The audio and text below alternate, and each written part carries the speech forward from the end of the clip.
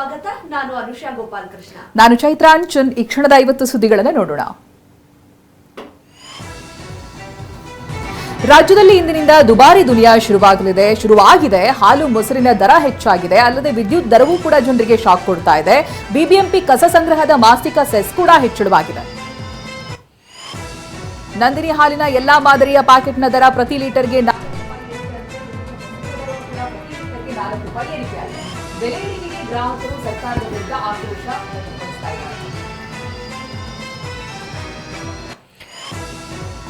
ಇಂದಿನಿಂದ ಪ್ರತಿ ಯೂನಿಟ್ ವಿದ್ಯುತ್ ದರ 36 ಪೈಸೆ ಏರಿಕೆಯಾಗಿದೆ. ಇದರ ಜೊತೆಗೆ ಮಾಸಿಕ ಶುಲ್ಕವು 20 ರೂಪಾಯಿ ಹೆಚ್ಚಳವಾಗಿದೆ. ಇದರಿಂದ 120 ರೂಪಾಯಿ ಇದ್ದ ನಿಗದಿತ ಶುಲ್ಕ 140 ರೂಪಾಯಿಗೆ ಏರಿಕೆಯಾಗಿದೆ. ಗೃಹ ಜ್ಯೋತಿ ಬಳಕೆದಾರರು 200 ಯೂನಿಟ್ ದಾಟಿದ್ರೆ ಬೆಲೆ ಏರಿಕೆ ಬಿಸಿ ತಟ್ಟಲಿದೆ. ಹಾಲು ಮತ್ತು ವಿದ್ಯುತ್ ಜೊತೆ ರಾಜಧಾನಿ ಬೆಂಗಳೂರಿನ ಜನರಿಗೆ ಕಸ ಸಂಗ್ರಹದ ಸೆಸ್ ಹೆಚ್ಚಳ ಮಾಡಿರೋದು ಶಾಕ್ ಕೊಟ್ಟಿದೆ. ವಸತಿ ಕಟ್ಟಡಗಳಿಗೆ 600 ಚದರದ ಅಡಿವರೆಗೂ 10 ರೂಪಾಯಿ ಸೆಸ್ ಇರಲಿದ್ದು 601ರಿಂದ 1000 ಚದರದ ಅಡಿವರೆಗೆ 50 ರೂಪಾಯಿ ಇರಲಿದೆ. ವಾಣಿಜ್ಯ ಕಟ್ಟಡಗಳ ಕಸದ ಸಂಗ್ರಹ ಸೆಸ್ ಕೆಜಿ ರೂಪಾಯಿಯಲ್ಲಿ ಇರಲಿದೆ. ನಿತ್ಯ 5 ಕೆಜಿ ಕಸ ಸಂಗ್ರಹಿಸಿದ್ರೆ ಅದಕ್ಕೆ 500 ರೂಪಾಯಿ ಕೊಡಬೇಕಾಗುತ್ತೆ. ಇನ್ನು 10 ಕೆಜಿ ಕಸಕ್ಕೆ 1400 ರೂಪಾಯಿ ಇರಲಿದೆ. 25 ಕೆಜಿ ಕಸಕ್ಕೆ 3500 ರೂಪಾಯಿ ಇದ್ರೆ ನಿತ್ಯ 50 ಕೆಜಿ ಕಸ ಇದ್ರೆ 7000 ರೂಪಾಯಿ ಇರಲಿದೆ. ಇಂದಿನಿಂದ ಉಕ್ಕು ವಾಹನಗಳ ಬಿಡಿ ಭಾಗಗಳ ಆಮದು, ಉಕ್ಕುಗಳ ಆಮದು ದರ ಹೆಚ್ಚಳವಾಗಿದೆ. ಇದರ ಜೊತೆಗೆ ಹೊಸ ವಾಹನ ಬೆಲೆ ಕೂಡ ಹೆಚ್ಚಳವಾಗಿದೆ. ಮುದ್ರಾಂಕ ಶುಲ್ಕ 50 ರೂಪಾಯಿಯಿಂದ 500 ರೂಪಾಯಿಗೆ ಏರಿಕೆಯಾಗಿದೆ. ಅಫಿಡವಿಟ್ ಶುಲ್ಕ 20 ರೂಪಾಯಿಯಿಂದ 100 ರೂಪಾಯಿಗೆ ಹೆಚ್ಚಳವಾಗಿದೆ. ವಾಹನ ಸವಾರರಿಗೂ ಶಾಕ್ ಹೊಡೆದಿದೆ. ಹೆದ್ದಾರಿ ಪ್ರಾಧಿಕಾರ ಟೋಲ್ ದರವನ್ನ 3ರಿಂದ 5ರಷ್ಟು ಹೆಚ್ಚಳ ಮಾಡ್ತಾ ಇದೆ. ಇಂದಿನಿಂದಲೇ ಪರಿಷ್ಕೃತ ಜಾರಿಗೆ ಬರಲಿದೆ. ಇನ್ನು ರಾಜ್ಯದ ಒಟ್ಟು 66 ಟೋಲ್ ಪ್ಲಾಜಾಗಳಲ್ಲಿ ದರ ಏರಿಕೆಗೆ ವಾಹನ ಸವಾರರಿಗೆ ಇದು ಬಿಸಿ ತಟ್ಟಿದೆ. ಈ ಮಧ್ಯೆ ಮನೆಯ ಲಿಫ್ಟ್ ಪರಿಶೀಲನೆ ಮತ್ತು ರಿನಿವಲ್ ಹಾಗೂ ಟ್ರಾನ್ಸ್ಫಾರ್ಮರ್ ಪರಿಶೀಲನೆ ಹಾಗೂ ರಿನಿವಲ್ ಮಾಡುವ ಶುಲ್ಕವನ್ನ ದುಪ್ಪಟ್ಟು ಮಾಡಿದೆ. ಇಂಧನ ಇಲಾಖೆ ಡಿಪಾರ್ಟ್ಮೆಂಟ್ ಆಫ್ ಎಲೆಕ್ಟ್ರಿಕ್ ಇನ್ಸ್ಪೆಕ್ಟೋರೇಟ್ ದರವನ್ನ ಹೆಚ್ಚಳ ಮಾಡಿದೆ. ಬೆಲೆ ಏರಿಕೆ ಖಂಡಿಸಿ ಬಿಜೆಪಿ ನಾಳೆಯಿಂದ ಅಹೋರಾತ್ರಿ ಧರಣಿ ಆರಂಭಿಸಲಿದೆ. ಬೆಂಗಳೂರಿನ ಫ್ರೀಡಂ ಪಾರ್ಕ್ನಲ್ಲಿ ಅಹೋರಾತ್ರಿ ಧರಣಿ ನಡೆಯಲಿದ್ದು ಏಪ್ರಿಲ್ 5ಕ್ಕೆ ರಾಜ್ಯದ ಎಲ್ಲಾ ಜಿಲ್ಲೆ, ತಾಲೂಕುಗಳಲ್ಲಿ ಪ್ರತಿಭಟನೆ ನಡೆಸಲು ವಿಪಕ್ಷ ಸಜ್ಜಾಗಿದೆ. ರಾಜ್ಯ ಕಾಂಗ್ರೆಸ್ ಸರ್ಕಾರದ ವಿರುದ್ಧ ಕೇಂದ್ರ ಸಚಿವ ಎಚ್.ಡಿ. ಕುಮಾರಸ್ವಾಮಿ ಕಿಡಿಕಾರಿದ್ದಾರೆ. ಇದು ಈಸ್ಟ್ ಇಂಡಿಯಾ ಕಾಂಗ್ರೆಸ್ ಕಂಪನಿ ಸರ್ಕಾರ, ಸಮೃದ್ಧ ಕರ್ನಾಟಕವನ್ನ ಕಾಂಗ್ರೆಸ್ ಬರ್ಬಾದ್ ಮಾಡಿದೆ ಅಂತ ಟ್ವಿಟರ್ನಲ್ಲಿ ಟೀಕಿಸಿದ್ದಾರೆ.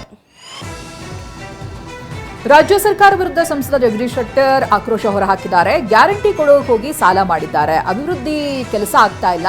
ಹಣಕಾಸು ಚಿಂತಾಜನಕವಾಗಿದೆ. ನೌಕರರಿಗೆ ಸಂಬಳ ಇಲ್ಲ, ಗುತ್ತಿಗೆದಾರರಿಗೆ ಹಣ ಇಲ್ಲ ಅಂತ ಗುಡುಗಿದ್ದಾರೆ. ಹಾಲಿನ ದರ ಏರಿಕೆಯನ್ನ ಪಶುಸಂಗೋಪನಾ ಸಚಿವ ಕೆ ವೆಂಕಟೇಶ್ ಸಮರ್ಥಿಸಿಕೊಂಡಿದ್ದಾರೆ. 4 ರೂಪಾಯಿಗೆ ಏರಿಕೆಯಾಗಿದೆಯಲ್ಲ, ಆ ಹಣವನ್ನ ಸಂಪೂರ್ಣವಾಗಿ ರೈತರಿಗೆ ಕೊಡ್ತೀವಿ ಅಂತ ಹೇಳಿದ್ದಾರೆ.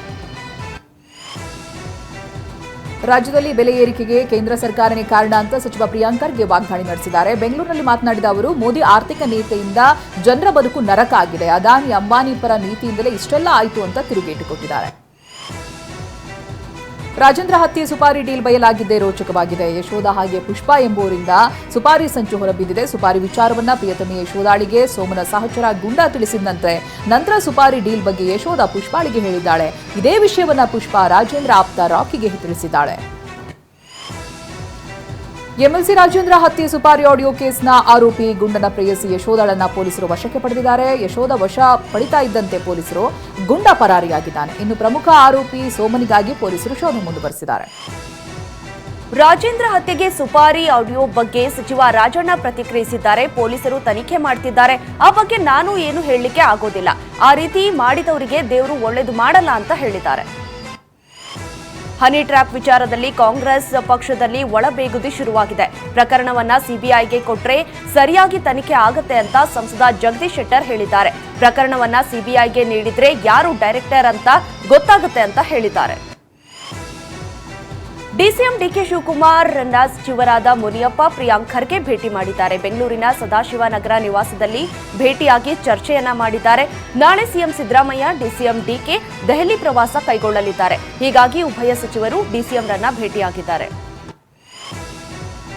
ಯತ್ನಾಳ್ ಉಚ್ಚಾಟನೆ ಆಗಬಾರ್ದಾಗಿತ್ತು, ಅದೊಂದು ದುರ್ದೈವ ಅಂತ ರಮೇಶ್ ಜಾರಕಿಹೊಳಿ ಬೇಸರ ವ್ಯಕ್ತಪಡಿಸಿದ್ದಾರೆ.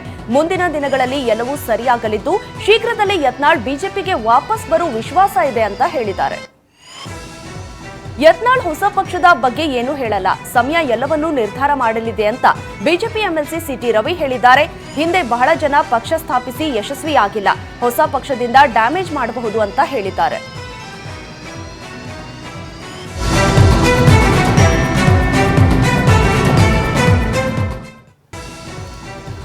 ಬೆಂಗಳೂರಿನಲ್ಲಿ ಉದ್ಯಮಿಗೆ ಲೇಡಿ ಹನಿ ಟ್ರಾಪ್ ಬಲೆ ಬೀಸಿದ ಆರೋಪ ಕೇಳಿಬಂದಿದೆ. ಶ್ರೀದೇವಿ ಎಂಬಾಕೆ ಒಂದು ಮುತ್ತಿಗೆ 50,000 ರೂಪಾಯಿ ಪೀಕಿದ್ದಾಳೆ. ಮಹಾಲಕ್ಷ್ಮಿ ಲೇಔಟ್ನಲ್ಲಿ ಪ್ರೀಸ್ಕೂಲ್ ನಡೆಸ್ತಾ ಇದ್ದ ಶ್ರೀದೇವಿ 1 ಕೋಟಿ ನೀಡುವಂತೆ ಉದ್ಯಮಿ ರಾಕೇಶ್ಗೆ ಶ್ರೀದೇವಿ ಗ್ಯಾಂಗ್ನಿಂದ ಬೆದರಿಕೆ ಹಾಕಿದ್ದಾರೆ ಅಂತ ದೂರಲಾಗಿದೆ.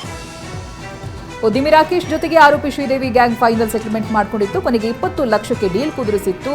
1.90 ಲಕ್ಷವನ್ನ ಪಡೆದಿತ್ತು.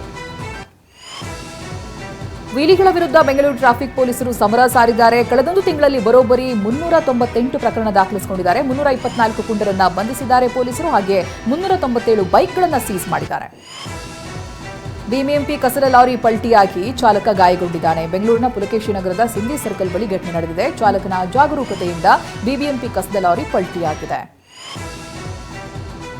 ಬೆಂಗಳೂರಲ್ಲಿ ಒಂಟಿ ವೃದ್ಧೆ ಅನುಮಾನಾಸ್ಪದವಾಗಿ ಮೃತಪಟ್ಟಿದ್ದಾಳೆ. ವಿಜಯನಗರ ರೈಲ್ವೆ ಪೈಪ್ಲೈನ್ ರಸ್ತೆ ಆರ್ಪಿಸಿ ಲೇಔಟ್ನಲ್ಲಿ ವಾಸವಿದ್ದ ಸಿದ್ದಮ್ಮ ಸಾವನ್ನಪ್ಪಿದ್ದಾರೆ. ತಮಿಳುನಾಡಿನ ಸೂಳಗಿರಿ ಸಮೀಪ ಮಗನಿಗೆ ಈಜು ಕಲಿಸಲು ಹೋಗಿ ತಂದೆ ಹಾಗೂ ಮಗ ಇಬ್ಬರೂ ನೀರು ಪಾಲಾಗಿದ್ದಾರೆ. ರಂಜಾಪುರದಲ್ಲಿ ಹೃದಯ ವಿದ್ರಾವಕ ಘಟನೆ ನಡೆದಿದ್ದು, ಕಾರ್ಮಿಕ ಮುನಿರತ್ನ ತನ್ನ ಮಗನಿಗೆ ಈಜು ಕಲಿಸಲು ಕೃಷಿ ಹೊಂಡಕ್ಕೆ ಇಳಿದಿದ್ರು. ಧಾರವಾಡದಲ್ಲಿ ಅಕ್ರಮ ಮದ್ಯ ಮಾರಾಟದ ವಿರುದ್ಧ ಮಹಿಳೆಯರು ಸಮರ ಸಾರಿದ್ದಾರೆ. ಹೊಲ್ತಿಕೋಟಿ ಗ್ರಾಮದ ಕಿರಾಣಿ ಅಂಗಡಿಗಳಿಂದ ಎಲ್ಲೆಡೆ ಮದ್ಯದ ಪ್ಯಾಕೆಟ್ ರಾಶಿ ಬೀಳ್ತಿತ್ತು. ಇದರಿಂದ ರೊಚ್ಚಿಗೆದ್ದ ಮಹಿಳೆಯರು ಆಕ್ರೋಶ ಮುತ್ತಿಗೆ ಹಾಕಿದ್ದಾರೆ. ಕಲಬುರಗಿಯ ಜಿಮ್ಸ್ ಆಸ್ಪತ್ರೆಯಲ್ಲಿ ವೈದ್ಯಕೀಯ ಉಪಕರಣ ಕಳ್ಳತನವಾಗಿದೆ. ಆಸ್ಪತ್ರೆಯ ಗ್ರೌಂಡ್ ಫ್ಲೋರ್ನಲ್ಲಿ ಇಡಲಾಗಿದ್ದ oxygen supply pipe, air vacuum machine pipe, AC, outdoor unit ಎಲ್ಲವನ್ನ ಕೂಡ ಕದ್ದೊಯ್ದಿದ್ದಾರೆ. ಕೋಲಾರದ ಬಂಗಾರಪೇಟೆಯ ಯುಗಾದಿ ಮಟನ್ ಚೀಟಿ ಹಾಕಿಸಿಕೊಂಡು ವಂಚನೆ ಮಾಡಲಾಗಿದೆ. ಇದರಿಂದ ರೊಚ್ಚಿಗೆದ್ದ ಜನರು ಮಟನ್ ಅಂಗಡಿ ಎದುರು ಜಮಾವಣೆಗೊಂಡ ಘಟನೆಯೂ ಕೂಡ ನಡೆಯಿತು. ಮೊಬೈಲ್ ಸ್ವಿಚ್ ಆಫ್ ಮಾಡಿಕೊಂಡು ಭರತ್ ಎಂಬಾತ ಪರಾರಿಯಾಗಿದ್ದಾನೆ. ಲಿಂಗೈಕ್ಯರಾಗಿರೋ ತ್ರಿವಿಧ ದಾಸೋಹಿ ಶಿವಕುಮಾರ ಮಹಾಸ್ವಾಮಿಗಳ 118ನೇ ಜನ್ಮ ದಿನೋತ್ಸವ ಆಚರಿಸಲಾಗಿದೆ. ಈ ಹಿನ್ನೆಲೆ ತುಮಕೂರಿನ ಸಿದ್ದಗಂಗಾ ಮಠಕ್ಕೆ ರಕ್ಷಣಾ ಸಚಿವ ರಾಜನಾಥ್ ಸಿಂಗ್ ಭೇಟಿ ಕೊಟ್ಟಿದ್ದಾರೆ. ಇದೇ ವೇಳೆ ಶ್ರೀಗಳ ಗದ್ದುಗೆಯ ದರ್ಶನ ಪಡೆದಿದ್ದಾರೆ. ತಮಿಳುನಾಡು ಬಿಜೆಪಿ ರಾಜ್ಯಾಧ್ಯಕ್ಷ ಅಣ್ಣಾಮಲೈಗೆ ಗೇಟ್ ಪಾಸ್ ನೀಡುವ ಸಾಧ್ಯತೆ ಇದೆ ಅಂತ ಮೂಲಗಳು ತಿಳಿಸಿವೆ. ಕೇಂದ್ರ ಸಚಿವ ಮುರುಗನ್ ಹಾಗೂ ತಮಿಳಿಸೈ ನಡುವೆ ಪೈಪೋಟಿ ಏರ್ಪಟ್ಟಿದೆ. ಇನ್ನೆರಡು ವಾರಗಳಲ್ಲಿ ನೂತನ ಬಿಜೆಪಿ ರಾಜ್ಯಾಧ್ಯಕ್ಷರ ನೇಮಕ ಸಾಧ್ಯತೆ ಇದೆ. ಇನ್ನು ತ್ರಿಭಾಷಾ ನೀತಿ ಬಗ್ಗೆ ಉತ್ತರ ಪ್ರದೇಶ ಸಿಎಂ ಯೋಗಿ ಆದಿತ್ಯನಾಥ್ ಮಾತನಾಡಿದ್ದಾರೆ. ಉತ್ತರ ಪ್ರದೇಶದಲ್ಲಿ ತಮಿಳು, ತೆಲುಗು ಕೂಡ ಕಲಿಸ್ತಿದ್ದೀವಿ ಎಂದಿದ್ದಾರೆ. ಈ ಮೂಲಕ ತಮಿಳುನಾಡು ಸಿಎಂ ಎಂಕೆ ಸ್ಟಾಲಿನ್ಗೆ ಟಕ್ಕರ್ ಕೊಟ್ಟಿದ್ದಾರೆ. ತೀವ್ರ ವಿರೋಧದ ನಡುವೆಯೂ ಕೂಡ ನಾಳೆ ಲೋಕಸಭೆಯಲ್ಲಿ ವಕ್ಫ್ ತಿದ್ದುಪಡಿ ಮಸೂದೆ ಮಂಡನೆಯಾಗಲಿದೆ ಎನ್ನಲಾಗುತ್ತಿದೆ. ಸದ್ಯ ಬಜೆಟ್ ಅಧಿವೇಶನ ಏಪ್ರಿಲ್ 4ರಂದು ಮುಕ್ತಾಯಗೊಳ್ಳಲಿದ್ದು, ಮಸೂದೆ ಜಾರಿಗೆ ಬರಲು ಲೋಕಸಭೆ ಮತ್ತು ರಾಜ್ಯಸಭೆ ಎರಡರಲ್ಲೂ ಕೂಡ ಅಂಗೀಕಾರವಾಗಬೇಕಿದೆ. ಭಾರತದ ಎಚ್ಎಎಲ್ ಸಂಸ್ಥೆ ಕೆಲವು ರಹಸ್ಯ ತಂತ್ರಜ್ಞಾನವನ್ನ ರಷ್ಯಾಗೆ ನೀಡಿದೆ ಅಂತ ನ್ಯೂಯಾರ್ಕ್ ಟೈಮ್ಸ್ ವರದಿ ಮಾಡಿದೆ. ಆದರೆ ಈ ವರದಿಯನ್ನ ತಿರಸ್ಕರಿಸಿರೋ ಭಾರತ ಇದೊಂದು ದಾರಿ ತಪ್ಪಿಸುವ ವರದಿ ಅಂತ ಹೇಳಿದೆ. ಉತ್ತರ ಪ್ರದೇಶದ ಸೋನಭದ್ರಾದಲ್ಲಿ ಆಯಿಲ್ ಟ್ಯಾಂಕರ್ನಲ್ಲಿ ಮದ್ಯ ಸಾಗಾಟ ಮಾಡುತ್ತಿದ್ದು ಬೆಳಕಿಗೆ ಬಂದಿದೆ. ಜಲಾಂಧರ್ನಿಂದ ಜಾರ್ಖಂಡ್ಗೆ ತೆರಳುತ್ತಿದ್ದ ಟ್ಯಾಂಕರ್ನಲ್ಲಿ 900 ಕ್ರೇಟ್ ಮದ್ಯ ಪತ್ತೆಯಾಗಿದೆ. ನಾಳೆ ಚಿನ್ನಸ್ವಾಮಿ ಸ್ಟೇಡಿಯಂನಲ್ಲಿ ಆರ್ಸಿಬಿ ಹಾಗೆ ಗುಜರಾತ್ ಟೈಟಾನ್ಸ್ ಪಂದ್ಯ ನಡೆಯಲಿದೆ. ಹೀಗಾಗಿ ಸ್ಟೇಡಿಯಂ ಸುತ್ತಮುತ್ತ ಟ್ರಾಫಿಕ್ ತಡೆಗಟ್ಟುವುದಕ್ಕೆ ಸಂಚಾರಿ ಪೊಲೀಸರು ಮುಂದಾಗಿದ್ದಾರೆ. ನಾಳೆ ಮಧ್ಯಾಹ್ನ 3 ಗಂಟೆಯಿಂದ ರಾತ್ರಿ 11 ಗಂಟೆಯವರೆಗೂ ಸ್ಟೇಡಿಯಂ ಸುತ್ತಮುತ್ತ ವಾಹನಗಳ parking ನಿರ್ಬಂಧಿಸಿದ್ದಾರೆ.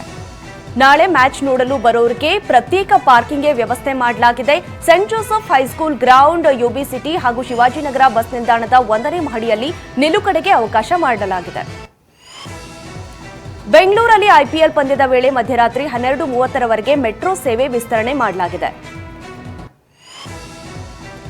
IPL ಟೂರ್ನಿಯಲ್ಲಿಂದು Lucknow super Giants ಹಾಗೂ ಪಂಜಾಬ್ ಕಿಂಗ್ಸ್ ನಡುವೆ ಹಣಾಹಣಿ ನಡೆಯಲಿದೆ. ಐಪಿಎಲ್ನಲ್ಲಿ ಉಭಯ ತಂಡಗಳು 4 ಬಾರಿ ಮುಖಾಮುಖಿಯಾಗಿವೆ. ಇನ್ನು ಬಾಲಿವುಡ್ ನಟ ಸಲ್ಮಾನ್ ಖಾನ್ ರಂಜಾನ್ ಹಬ್ಬದ ಪ್ರಯುಕ್ತ ಪಾರ್ಟಿ ಆಯೋಜಿಸಿದ್ರು. ಮುಂಬೈ ಮೆರ್ಸಿಯಲ್ಲಿ ಆಯೋಜಿಸಿದ್ದ ಔತಣ ಕೂಟದಲ್ಲಿ ಬಾಲಿವುಡ್ನ ನಟ ನಟಿಯರು ಭಾಗವಹಿಸಿದ್ರು.